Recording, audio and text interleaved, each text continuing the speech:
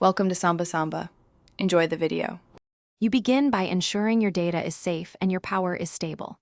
Backup documents, photos, and settings to an external drive or cloud so you can restore if needed.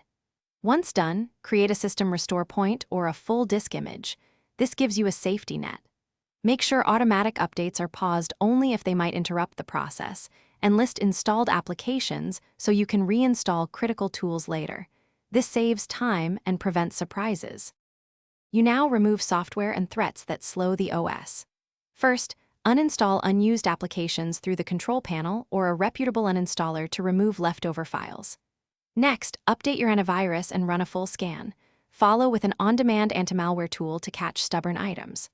Once scans complete, clean startup entries, disable unnecessary services, and remove unwanted browser extensions. This reduces boot time and background CPU usage. Finally, reboot and verify system responsiveness before continuing.